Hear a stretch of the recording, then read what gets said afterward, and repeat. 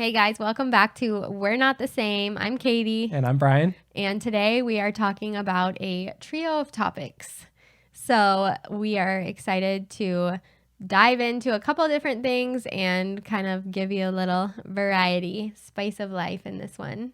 Buckle up. It's a doozy. Let's dive in.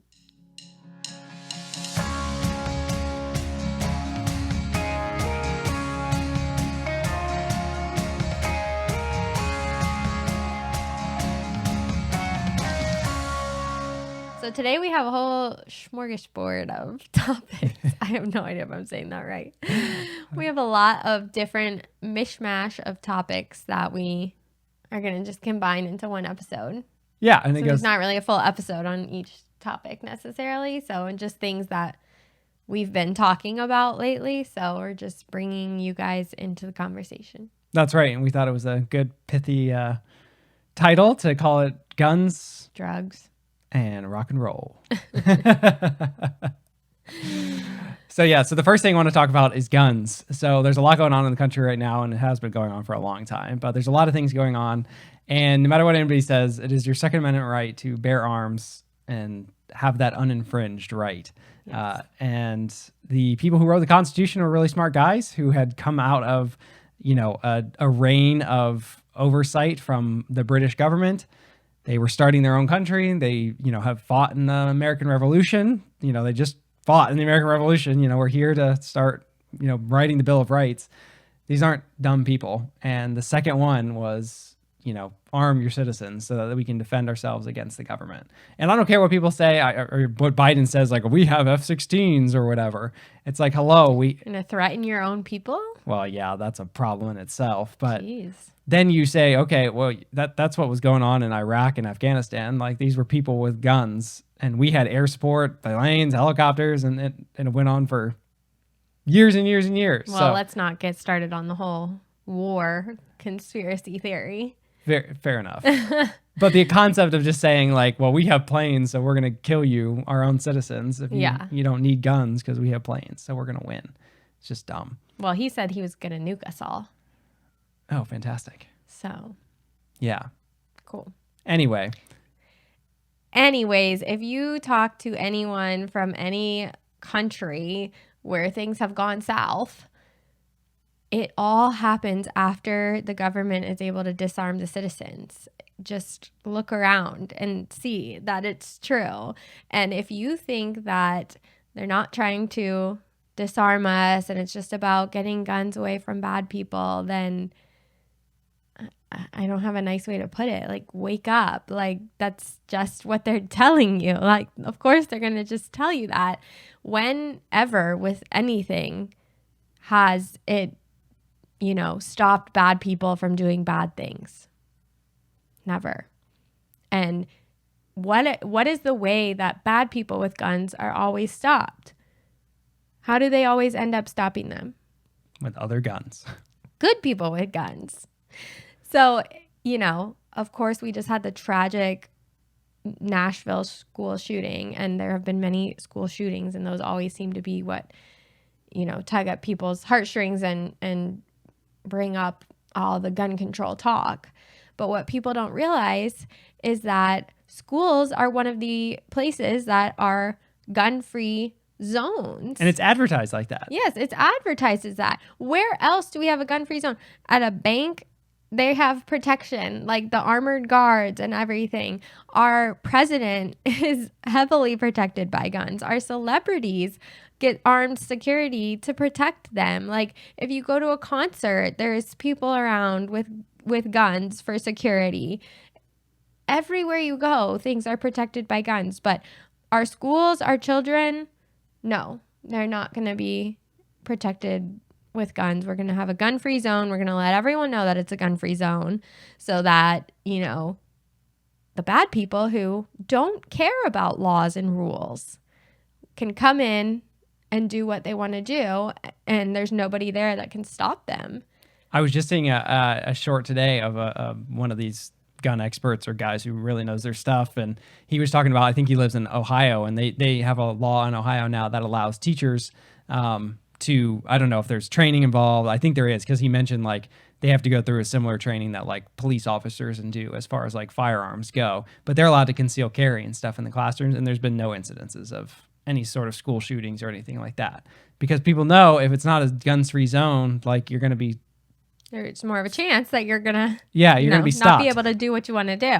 Yeah. Well, that Harry Potter reel, I ended up seeing it at one point. Oh, you did? Told me about it. That was funny. Yeah, there was this reel about this guy had like a Harry Potter wand, and it was like a reaction video. And he was talking about like, hey, isn't it weird? Like, what would keep like the wizards from just going around and like saying avacadabra and doing these spells to like kill everyone? And I've totally thought about that. Like when I was reading the books or seeing the movies, like why doesn't everybody just go around and start using this stuff? And then it's like, well, wait, well, it's like there's these like other people that have wands too. Oh, and then there's like ones that are like trained even better than students who know and like how to counteract that. And so that's why they probably don't do that, because they know they would be immediately shut down and killed. Yeah. Hello, replace wand with gun, and we're here. So yeah, it's super frustrating. It's frustrating. Like after shooting incidences, which by the way, shooting incidences happen every single day in places like Chicago and other inner city places where not just grown men are shooting each other, which is terrible in and of itself. Children are slaughtered. Many hundreds of children have died in Chicago at the hands of guns, and nobody stands up and screaming gun control for them. And their politicians are not doing anything to bring awareness to those issues, but that's a kind of a separate thing. Whenever a school shooting happens, then everybody is just gun control. That's all they want to say. Well, I would challenge you, if that's what you believe, go ahead and explain what you mean by that. Like, what exactly do you mean? What exactly is going to stop people from getting these weapons? I mean, you can say, well, just completely ban them, like get them out of the country completely. Like, people are still going to bring them in. Somehow they're still going to make a way. They're still going to find their way in. Bad people do bad things. There's how many gun owners in this country? I don't know, but there's more guns. There's like more guns than there are people. There's more guns than like the vast majority of gun owners in this country don't ever even consider doing something evil. Like, it takes an evil person to do something evil. It's not about having a weapon. There's weapons besides guns. And you know, everybody wants to ban the automatic rifles and assault weapons, which what even is an assault weapon? Nobody actually knows. The government can't define that. It doesn't exist. ATF can't even define it. And yet most deaths by guns are actually with handguns, which I almost hate when people use that, because it's like, okay, well, then they're just going to go after the handguns. Which in California, I don't know if it actually passed, but it's on its way to passing, where they're banning all the sale of all handguns by 2027. And whether you like it or not, whether you agree with it or not, that's the constitutional right in this country. And that's it. I mean, the buck stops there. Like, I don't know why people think that our constitutional rights should be infringed upon. But I mean, you have our own vice president going around saying, oh, our rights are liberty and the pursuit of happiness, because she's pro-choice, and so you can't say you have the right to life because she's fine with just murdering babies in the womb. So no big deal. Like, just literally take away our very first right, which is the right to life. And you know, people just don't understand the depth of these issues. It's so easy to see something tragic like children being killed by a gun. That is horrifying. Like, literally. I mean, obviously it shouldn't have to even be said how horrible that is. But don't let that blind you to the reality of the issues at hand. The government wants nothing more than to unarm its people. 100%. And then they can do whatever they want. Like, the reason that America is different is because of our Second Amendment right. That is what makes America different. All of the other rights, that's the reason why it's second. So we have freedom of speech, First Amendment, right to bear arms, Second Amendment. Like, there's a reason it's so high up on the list. because it's vital to protecting all the other rights. None of the other rights matter if you don't have the right to protect yourself and to defend yourself. And if you think the government is here to protect you and defend you, you are so wrong. And I'm so sorry to like bring that reality to you. But they may be here to protect and defend you from outside sources, which that in and of itself is arguable. But we have to keep the government in check. The government... That the government works for us. Yes. They've got it so twisted to now where we think, oh, we love the government, like we bow down to the government. No. The government has its power because of us. Yes.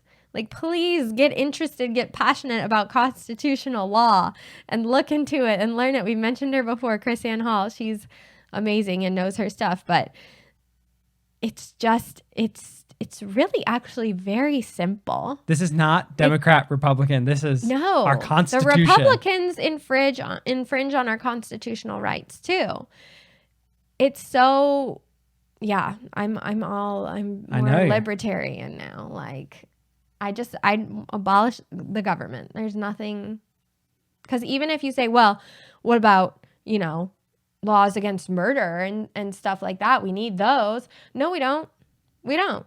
If everybody had the right to fully defend themselves and didn't have to worry about, repercussions against them, there would be a lot less murdering going on. Nobody's going to come around trying to murder people when it's more of a lawless land, because you can just fight right back. Well, people who are willing to commit murder aren't worried about the law, clearly. Well, you see that argument all the time of like, aren't there laws against murdering people? And yet, how many murders are there every there's laws against guns. Like, the guns are still going to be there. And oh, by the way, it's all going to be the good citizens who turn in their stuff. And I don't know if you've noticed, so it's obviously mostly Democrats calling for gun control and wanting to put all these laws in. Look at every Democratic state. They don't enforce their own laws. Look at the shoplifting. Look at the crime rates, how they've skyrocketed. Look at the people getting out of prison left and right, like for heinous, heinous crimes, and they're just let go onto the streets. Like, they want to put all these laws in place, but then they're not interested in upholding the laws. So I'm really not thinking that their logic is holding up on what they claim to desire. And their logic doesn't hold up on a lot of things. On anything, I would argue. Yeah, I would agree with that. So I love to see you so passionate about gun rights. I love it. Well, I'm just passionate about all rights. Yeah, it's great. Wonderful thing about being in America. Yep.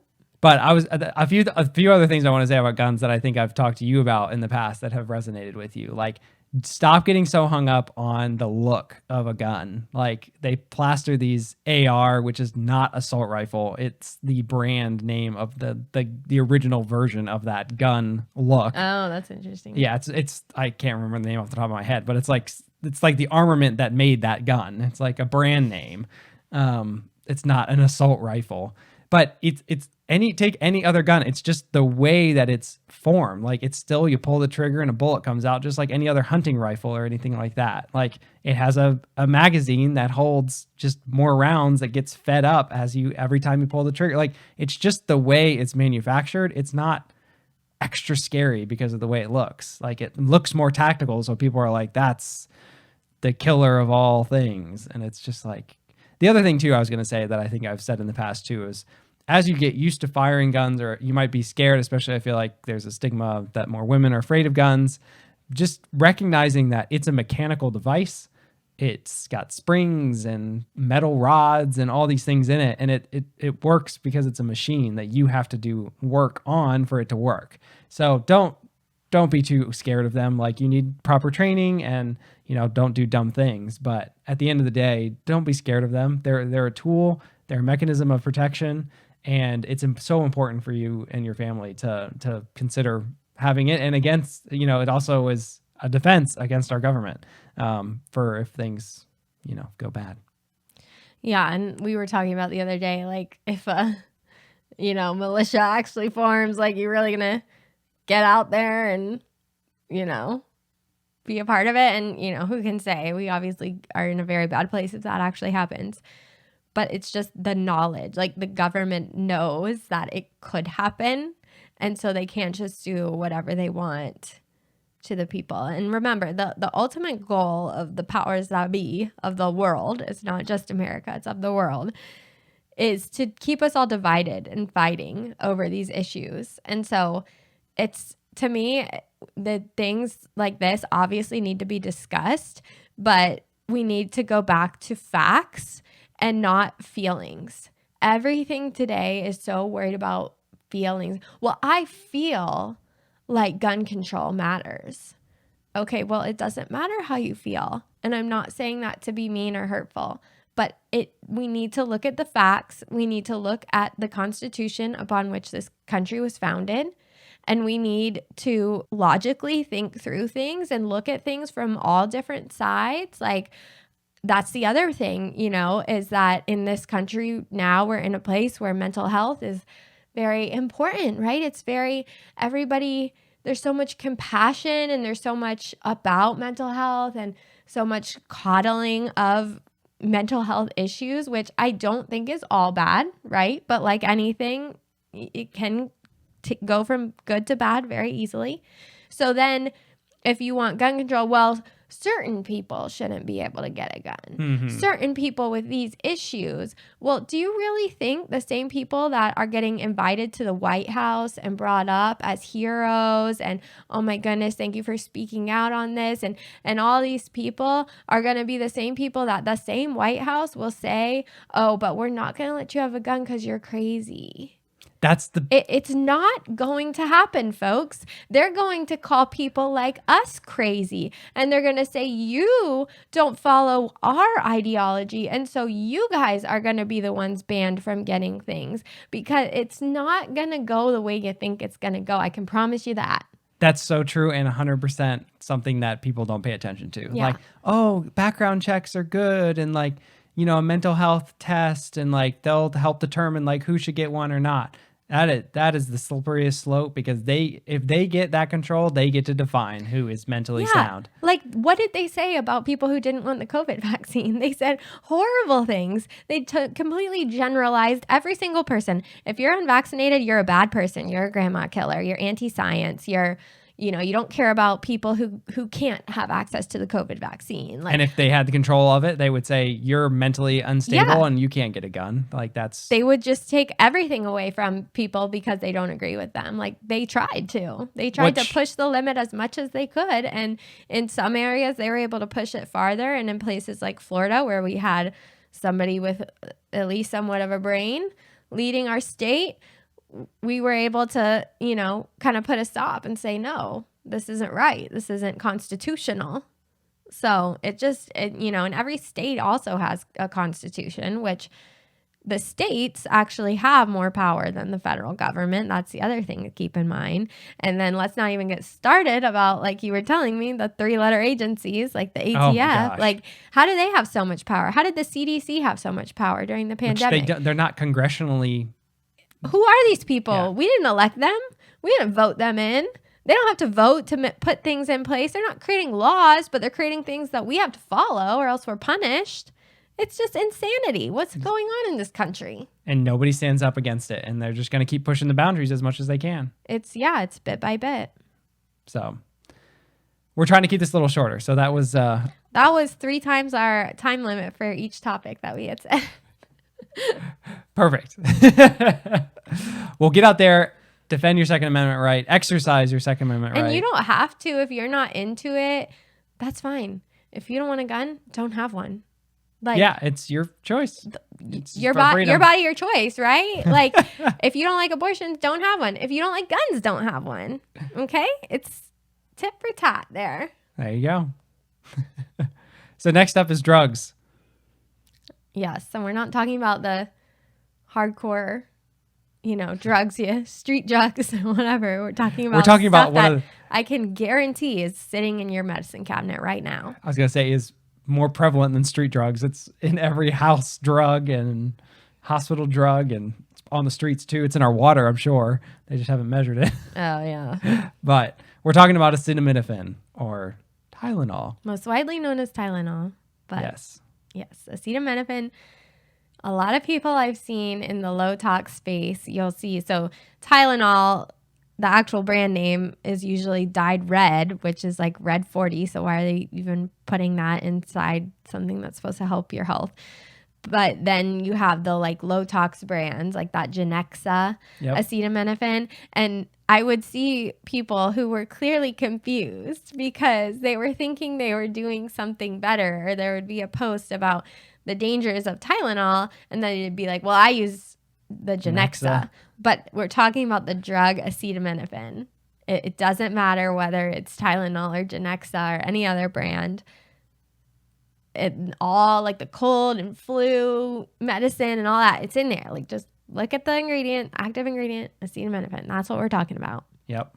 It's just like if you had, I don't know, wheat or like something, and you had like organic wheat versus wheat. Like the organic wheat doesn't have the pesticide sprayed on it and all that, but it's still wheat. Like both of them are wheat. Yeah. So like the Genexa gets rid of the dyes and all the other ingredients, but like at the end of the day, the main ingredient is still acetaminophen. Yeah, the active ingredient. Yes. So there's been a lot about acetaminophen. I feel like the word is starting to get out, but I still don't think the majority of people realize the problems with it, and they don't realize the seriousness of the problems with it. Or like I used to, drugs have side effects, right? Or you get a prescription and it has like all listed side effects.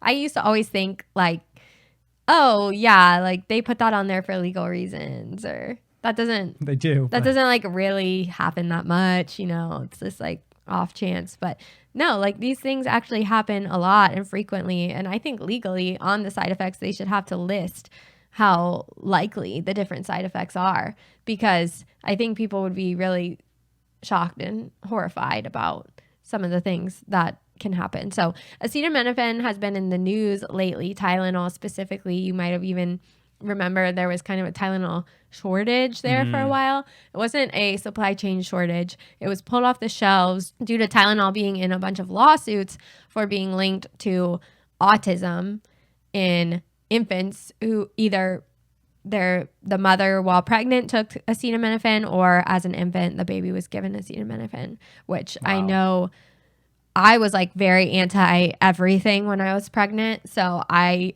can think of one time during one of my pregnancies that I took a Tylenol, because they tell you not to take ibuprofen when you're pregnant. And I'm sure that has its own problems. But they tell you got to take Tylenol when you're pregnant, not ibuprofen, which is interesting. But then I know, again, I was very like, we didn't like to give Tylenol to the girls, but there were times with teething that we had Tylenol. They were given it because it was like you felt like that's all you can do, right? And it's just so sad to look back on and just thinking that, that was our only option. Yeah, and I feel like even growing up, I knew that Tylenol or acetaminophen was like not good for your liver. And like it was just known, like this is not good for your liver. You just want to make sure you don't like have too much. Which is, I mean, that's true. Like you don't want to have too much of any drug because that's, it's not good. But like they don't talk about one, how we've mentioned in the past, like the compounding effect of doing bad things. But then also there was a research done by this Duke professor or PhD who knew all this biochemistry and all this stuff. And he did all this research related to acetaminophen on rats and mice and stuff, which have similar biome stuff. Like that's a lot of the research is done in rats and things to prove a lot of this out. But the tie to Tylenol beyond just your liver, tied to the autism and things like that, but not just that, but the interaction of Tylenol and acetaminophen related to like vaccines and the interaction between Tylenol or acetaminophen and the vaccines causing more of those vaccine injuries. So this is the first time like we've talked and seen a lot about vaccine injuries and childhood vaccines and all of those different things. But this research was specifically related to acetaminophen with the vaccine. And I know a lot, I think you mentioned or some people mentioned growing up, like you would actually give Tylenol proactively before getting a vaccine to help prevent the pain and stuff in the child. And this study is horrific. Like doctors would tell you, like the pediatrician would tell you, oh, you can give Tylenol before or whatever. And I'm assuming after too is not the best, like immediately following. But these drugs, it interact, like this study. We'll post there's a podcast below that we listen to, and he is this like super renowned professor. And as soon as he started having these findings related to acetaminophen, Duke like dropped him, like pulled his research, pulled all these things, and you can imagine why. And then they found out later there was connections between Tylenol, like the actual brand, and connections to Tylenol and like down the chain of command at Duke. Like there was some inner working and connection in there. And so of course, you can't say like that's why, but I mean, the writing's on the wall. It's pretty obvious. Yeah. So it's just so dangerous. And that's one of the drugs that you think is just, it's like the most readily available. That and ibuprofen, I feel like, are the things that we grab all the time. Like, just I mean, grew up with. Like plenty of people take it every single day. Yes, and they just pain have no relief idea. and all of that. So it's just, this is one you got to wake up to. And if you don't believe us, like do the research. Like, as we always say, like do your research, look it up. No, it's more than just, oh, it's bad for my liver. Like if I take too much, it's bad. And I also think, and this is kind of unrelated because this applies to everything, not just acetaminophen, but I think people just don't realize that, yes, it's taking your pain away, but why are you having the pain in the first place? This is a if huge you're one. taking Tylenol every single day for something, why? You're just putting a Band-Aid on it. You really are. And actually, they don't even fully understand the mechanism in which Tylenol reduces pain and reduces fever. It does, but they don't fully understand how it does that, which is kind of crazy. So the other thing that Tylenol in kids mostly is always used for is a fever reducer. And that's another huge thing that is just seen so wrong. Like if your kid has 100-degree fever, you do not want to reduce that. Why is the body doing a fever? Like God did not create us with mistakes. Like that's one of the body's mechanisms for healing and for fighting off whatever it is that's going on inside the body. It knows it needs to increase the temperature in order to heal. And so we're just fighting an uphill battle when we give acetaminophen and Tylenol to our kids when they have a slight fever. Now you start talking about dangerously high fevers like 106, 107, 108, like anything really getting up there, of course, you need to. Yeah, I've always grown up with like, if you hit 104, you're... and see, that's misinformation. And I would believe it is. I'm just throwing out there 104 because when I heard you say 106, 7, and 8, like that's like, shouldn't you be like in the hospital and like your brain's exploding because it's that high? Well, they say like actually it's not until 108 that brain damage can start. So maybe they say 104 so that like by the time you get to the hospital and get seen, it doesn't reach the 108. So every parent knows this is not medical advice. This is just us chatting a topic. So everybody has to do what's right for their family.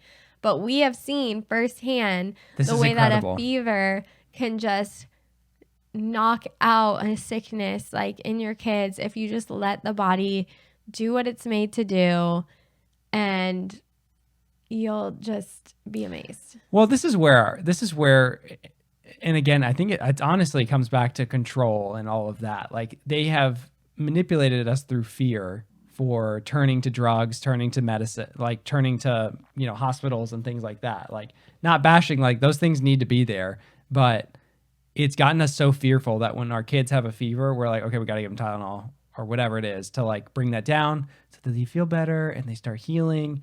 But you're literally counteracting their healing process.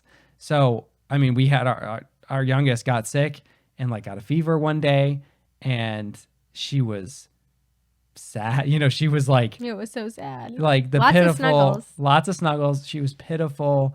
This is where you have to use discernment as a parent, which they want to rip us all apart, rip the family unit apart so that we don't have these discernment and know our kids and know how to react to our kids and how are they feeling, so that we can read them and understand, okay, they have a fever. Yes, there is not something going on, mom feeling, dad feeling of like, They're going to be okay. Like, this is not a situation where I need to rush to the hospital. I need to give them medication to bring this down. They're just sick and their body is fighting something off, which is going to be probably 95% of the time. Are there instances where things go bad? Of course. But like, you have to use your discernment as a mom and as a dad to understand when those times are. And again, that goes all the way back to they want to rip us apart. Like, that's why if you send them off to school, like, you're not going to be there and understand them as much as what's going on and attune to their body versus being home and homeschooling and all of that. So it's all tied together. If you haven't gotten that yet, like everything is tied together about ripping us apart and having control. So this, I just want to mention that because that was, I think you were so attuned to that and just having, again, also the homeschooling and being home, like having the ability for you to go skin to skin. I don't think you were actually skin to skin this time, but like there's so much evidence too to just, if you have a fever, being against somebody who doesn't have a fever, it, especially as a kid to a parent, like their body is knowing what to do and like knows what a normal temperature is. Regulate and like the body you're temperature. regulating the two bodies. Yeah, that's so true. Which is just, I mean, that's just so, I don't know. To me, that's so cool. Like the ability to like literally heal your child through touch and, you know, skin to skin, which is when they're born, you do skin to skin and all that for the same reasons. We had an experience when one of our girls was a newborn where there was a fever. And like, of course, when they're that tiny, like it's a big concern. We went to the hospital, like it was a whole thing. And I have no like regrets or think that anything was wrong with that. But now we're talking about, you know, our almost 3-year-old, you know, has 100-degree fever, 101. Like we knew she had a cold. Yeah, we just rested after she woke up the next day, like 100% fine, 100%. No stuffy nose. Completely fine. And just, so it's the, well, I want to mamas know, daddies know, like you're going to know what's right. But it's sad that we have been programmed to go against nature because old me would have seen a fever and in my toddler and been like, oh no, I'm scared. This time I had no fear. I had no fear or like, oh, is she going to be okay? I was like, great. I'm so glad she's going to get over this faster. She's going to be better off. Like we'll get extra snuggles today. We'll just cuddle on the couch. And, you know, sure enough, she was completely fine. Like now had her fever continued to go up and up and up, had she shown different symptoms and shown, you know, like that something was not right. Like, you know, as a mom, you can feel when your children are in pain. Like dads have that too, but moms have like another notch of that connection with our children. So you're always going to know the right thing to do. But the problem is the propaganda and the fear that has been pushed onto us that clouds that. Yes, 100%. And it's also interesting. It was almost like a little study. Our then 5-year-old got sick with probably a similar thing, but she didn't ignite a fever right away. And she was sick for so much longer, like weeks longer. It was like, oh my gosh, we wish you Not weeks. It Days. felt like weeks probably. Yeah. So like we were like, man, we wish you had a fever, like and that's something that we're going to be working on with the health, because you should mount a fever. That's a sign of health, that when you're sick, like not every single sniffle, but when you have something going on, your body should mount a fever. That's a good thing. That means things are going the way that they are designed to go. So I was actually kind of, upset. Concerned. Like, oh no, she's not having a fever. Like, yeah, because it's our body's mechanism to fight it off. Like raising the temperature, like kills off organisms and stuff. So it's our bodies are incredible. We're designed to heal. God is great. And just trust, use your discernment, know when things are okay to let them run their course. Yeah. I was going to say too, like I was just thinking back to the times when we've taken a lot of Tylenol. For me, I know postpartum, I think that was ibuprofen. Actually, it was ibuprofen. We had some bottle of Tylenol. Like it was the red and blue Tylenol, which is red 40 and blue whatever. Yeah. Like, oh my God. Oh, geez. In plastic. It was like a plastic that's cells with, yeah. Oh gosh. But the main thing I was thinking about was after your surgery, your thyroidectomy, and you had to take a lot of Tylenol. Yes. Obviously, that's an unavoidable situation. Like you could not have gotten through that without taking Tylenol. So there are times where it's necessary Just go with me on this. Okay. There are times when it's necessary. I'm not saying there aren't times when it's necessary. Okay. I think there's, what I was just going to say is we didn't know to I'm look for pandering alternatives. to the crowd. Yeah. I was just going to say, There's an angry mob on the other side of the camera right now. We're pissing people off. You don't realize. So I'm trying to help them out. but, and I don't have the answer right now, but there are other things. Well, the whole other thing would have been not having surgery in the first place. Well, yeah, but even after having the surgery, I believe that there are likely homeopathics that help with the certain amounts of pain and certain things that I was going through. Like, I don't think you have to take acetaminophen or ibuprofen for pain control. I think there are other things that you can do. But when we're talking about something as invasive and as serious as a surgery, I mean, there are even more invasive surgeries than the one that you had. I'm trying to give a chance for somebody that's arguing the other side. Yeah. Like, I'm not saying that we should just throw away all the acetaminophen in the world. I think we should have informed consent, and we should realize that the dangers of acetaminophen go beyond liver failure.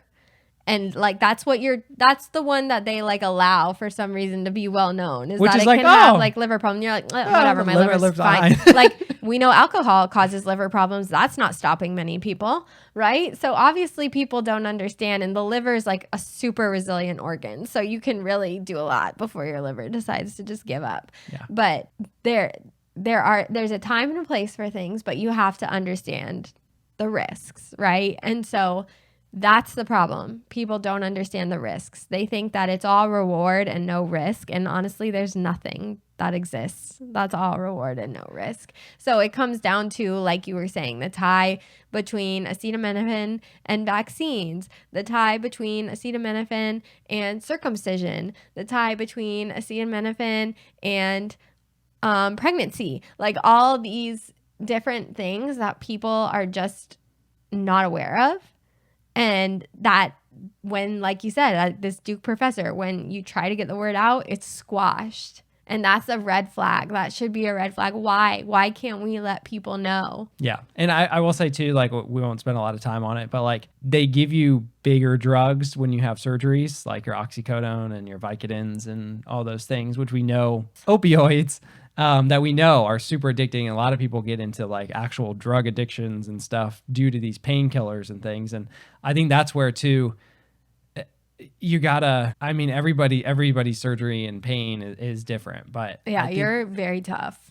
I think the less you can take, though, like whatever they say to take, try like half of what they say and like see how you feel. You never took any of that. You only took acetaminophen. Yeah, I think so. That's what I'm saying. Like it's true. like the less, like you have to decide the lesser of two evils. Like what are the risks of all those things? Yeah, versus acetaminophen. I think I took it the first 2 days for night for like sleeping. I think I took it 2 days, just the nighttime one, just to go to like for pain to like sleep.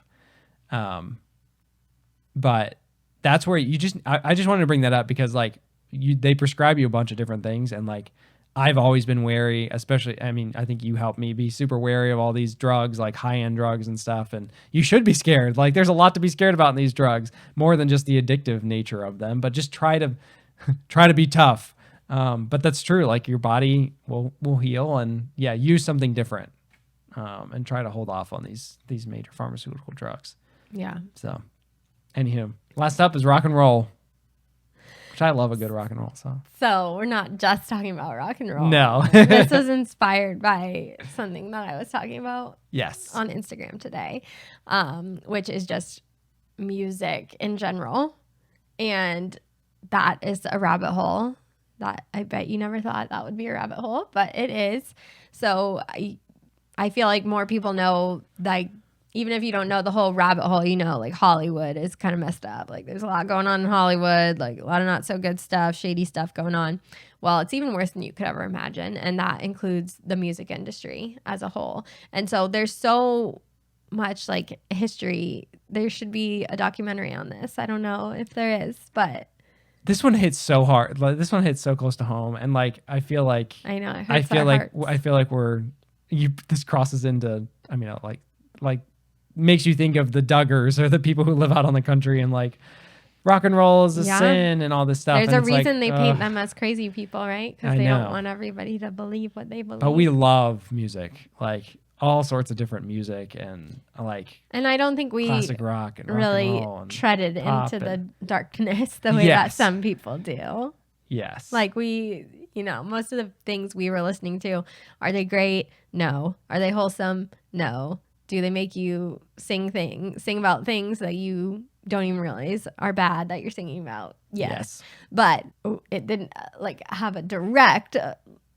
It did. It does. It does have an effect on you that you don't even realize. But once you wake up to it and do start listening to the lyrics and things, it is like, wow. It's kind of like waking up to like Disney movies and stuff, and like or watching Disney movies now as an adult versus like a kid, and like hearing the songs that they're singing. Like even in what was it, in Lion King, the song that Scar sings to the hyenas when he's like taking control. It's like, Yeah. whoa. I can't remember that off the top of my head, but go watch it with your kids and like listen to the song that Scar's singing. And I remember as a kid, like, be prepared is like the only part I remember as a kid. But like all the other words, I'm like, whoa, my gosh. Well, and it's interesting too because we differ in this. Like I'm all about the lyrics. I know every word to every song that I listen to, and you're more about the music. Like you literally have no idea what the words are. You just, if a song sounds good. And I've seen other people talk about that too. Like, are you more of a lyrics or a music person? Well, now we got to tell the story of when we were first started dating. But I don't even know what the right words are. It's Apologize. Apologize. That song. Yeah. It's too late to apologize. Yeah. I always thought it was like, it's too late to pop a jive. I remember when he told me that that's what he thought it was. Or like you like genuinely were saying it. I'm just like, what? What are you saying, dude? Many apologize. Apologize. That makes so much more sense. Yeah. Like, oh, I wondered why they were saying Papa Jive. So many instances of that. Yeah, there's like a lot of songs where you thought the words were something else. But that's all like I feel like fun and games. And this is much darker than that. A lot of it goes into like rap music and that side of things that we never were into that. So that's a whole rabbit hole if you want to go down that. But the whole, I don't know like where to start with this because it's so much. I guess I could start with like what I shared on Instagram. Yeah, and I feel like if it deserves its own episode, we can touch the highlights on this one and go into it deeper on another one too. Okay, so what I shared on my Instagram stories today was about a Taylor Swift song. Now, I used to be a big Taylor Swift huge. I was a huge Taylor Swift fan, but I never you never idolized her. Yeah, I never idolized her, worshipped her, or anything like that, which so many people do. As you can tell by like when her tickets go on sale, the way people just lose their minds. So anyways, I used to love Taylor Swift. Now I don't. And I can go into the reasons for that. But anyways, she has a song called Karma. I've never heard the whole song, but it's commonly used on a clip for reels. And so I like keep hearing this reel. And the part of it that's in like the reel or the TikTok, whatever you want to call it, is like karma is a god. And the way this song just gets stuck in your head, first of all, that's part of what I need to go into. But so that's just repeating in my head, karma is a god, karma is a god. And it's like, what? Like, no, I don't think people realize what they're saying and repeating. And it may mean nothing to you, but I can promise you it means something to her or the people that control her and make her do the things that she does, because there is a god called karma and other religions like that. It's a real thing. And so my point that I made on Instagram today is, as a Christian, we use song to praise and worship God, the one true God. And how can you then sing this song talking about some other God and not like see that that's problematic or not think that that has some effect? How can you think your praise and worship of God is meaningful, means anything, does anything, and then think that the songs that you sing otherwise are not doing something. Like they are, whether you realize it or not, in the spiritual realm, right? Like our battle is not against flesh and blood. It's against the spiritual realm. You've heard a lot of people talking about how we're in spiritual warfare right now. And it's so evident if you start to just pay attention. And so with Taylor Swift specifically, it's pretty obvious to see if you just look at, even her Eras tour that's going on right now and everyone's talking about it. You can see during that concert how she used to be lighthearted and fun and this little country teenager that hit it big. And now she's this superstar who goes to very dark places. And, everybody's sharing like the clip of her singing Fearless and even like in her Lover era and all this like happy stuff. But most people aren't sharing the clips where they're like in black robes in a circle, like doing some kind of weird ritual crap during this concert. And, people will say, yeah, demonic, or this is like some weird witchcraft ritual, something like that, and just kind of laugh it off. Like, oh, it's demonic. Like, or Sam Smith is on some crazy tour right now, run around half naked, dressed as the devil. Like, it's not a joke to them. And I used to always think when I would go to concerts, because we've been to so many concerts, like, wow, like, how do they even think up all this stuff? Like, this is such a feat to come up with these storylines and all this. Like, it's not happening as an accident. We think we said that in another episode. This is not an accident. This is not something that, oh, it's just a coincidence. Like, oh, it's just funny. It's just whatever. It's not a joke to these people. They're worshiping someone and it's not God. So it's very scary and it's sad.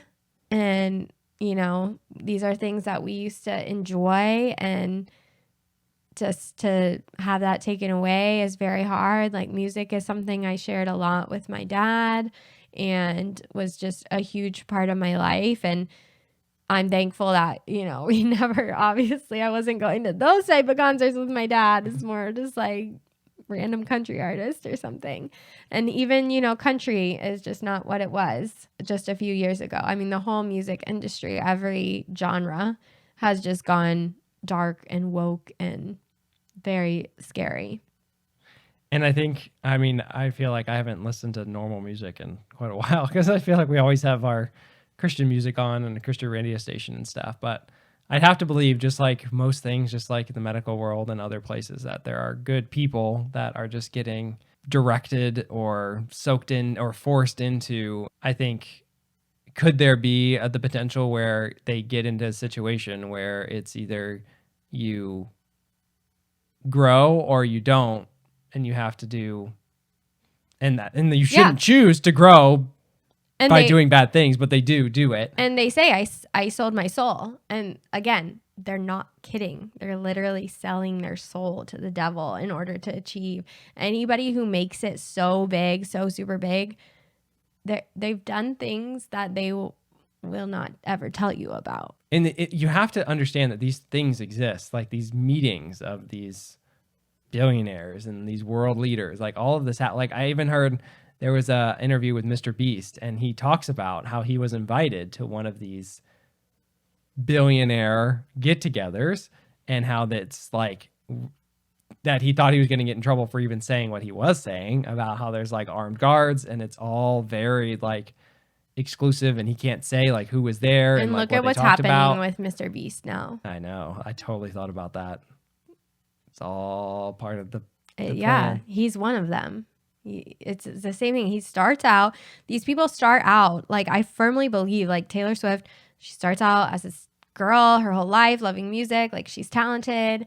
She finds some success, and then it takes out. Same thing with Mr. Beast. He just starts out as this kid on YouTube, like doing this stuff. He starts to get successful, and then they get their claws in him, and they make them promises that apparently they can't refuse.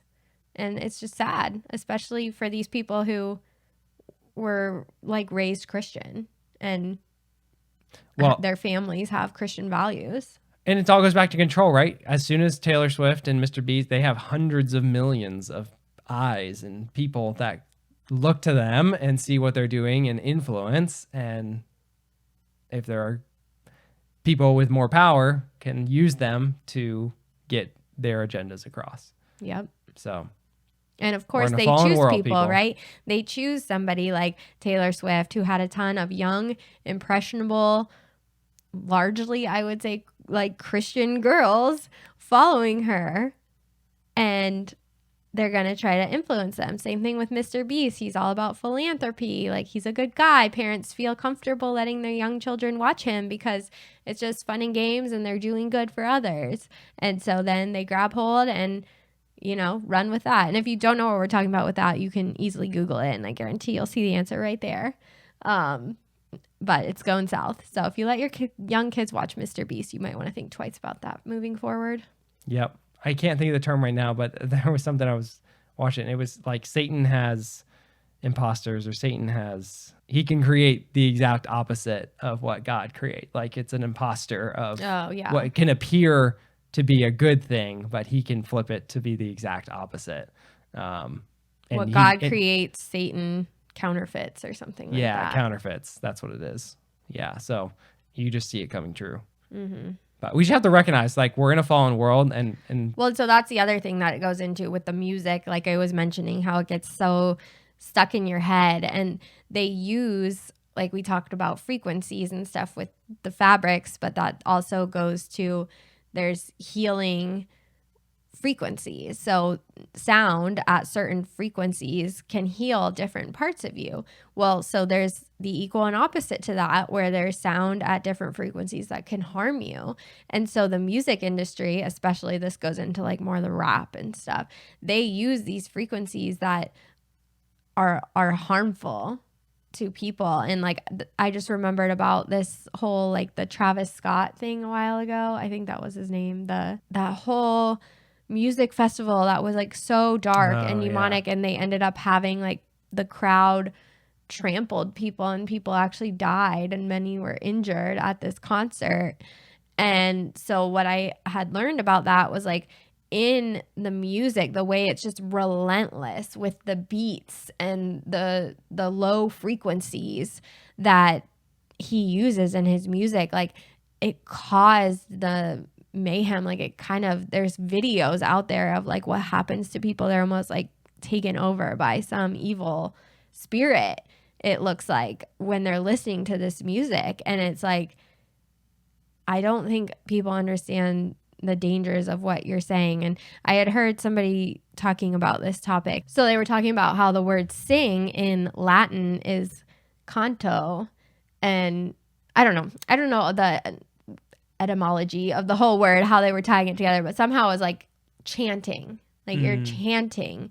When you're singing, you're doing this chant. And so how we don't realize, like what I was saying with Taylor Swift, this karma is a god, and you're just repeating that over and over and over again. Like, every time you sing the song, it's like multiple times in the chorus of the song, and you're just saying this and you don't even realize. And even with, like, we mostly listen to worship music now, not even, I wouldn't say what we listen to is Christian music. Like, in the car, sometimes we have the radio on, but usually we connect it to our phone, and we listen to worship songs. And there's a difference between, I call it songs with a Christian theme versus worship songs. So songs where we are actively praising God, worshiping God, versus a song that has a Christian theme and the lyrics have to do with, you know, good things, Christian values. Some of that can be just as dangerous in my book as secular music. You really have to think about, what are you saying? Mm-hmm. And even with the Christian music, the theology behind it, does it line up, or is it preaching something different than what you actually believe? So, you know, this is like one of those things that people are going to roll their eyes at. I know, this is woo woo. They're not going to go with it. But there is this guy on Instagram. Let me look up what his name is really quick. I know it's King Cat, but then it has numbers because he's one of those people that always gets deleted a million times. Okay, well, I can't find him right now, but his username used to be like King Cat something. But you can't even find him on Instagram because he's so banned. But sometimes other people will mention him and then I like find him again. But he was the one who did like over many days. He put together all this stuff about the history of the music industry. And that was like what kicked off my looking into it and knowing about it. And then little, bits and pieces over time. But it's one of those things where, like you, if you're hearing about it for the first time, I was like, this is so nuts. Like, what is this guy is reaching? Okay, he's really reaching.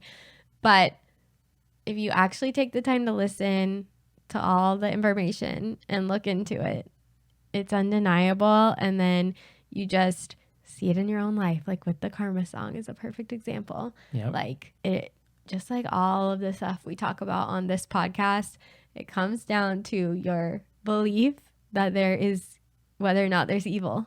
You either believe that there is or you believe that there isn't. And I think in our world today, it's pretty obvious that there's evil. So it runs deep, and that's why we need Jesus as our Savior. And that's why he is our ultimate hope. And this world is not our final destination. Thank you, God. Thank you, Jesus. We do not want this to be all that there is, because that is very dark and sad and depressing. And I think the other thing too is like people are like, oh, it can't be that evil and all these things. But like if you look in the Bible, like this has happened before, like things like this, like actual evil. Like they talk about Abel, like was one of the kings of Israel and brought evil and went into evil and all these things. Like it's talked about and it has happened before. So it isn't like this is a new thing and it's like not a real thing. It's like, and I feel like that even comes down to like your level of belief in the Bible. Like for me, I used to read those as stories. Yeah. Like Bible totally. stories. Yeah, like this happened, whatever. No, like it literally happened. And we were just talking about, I think this morning, like there's nothing new under the sun. The way like we were reading, what was I just reading? Corinthians.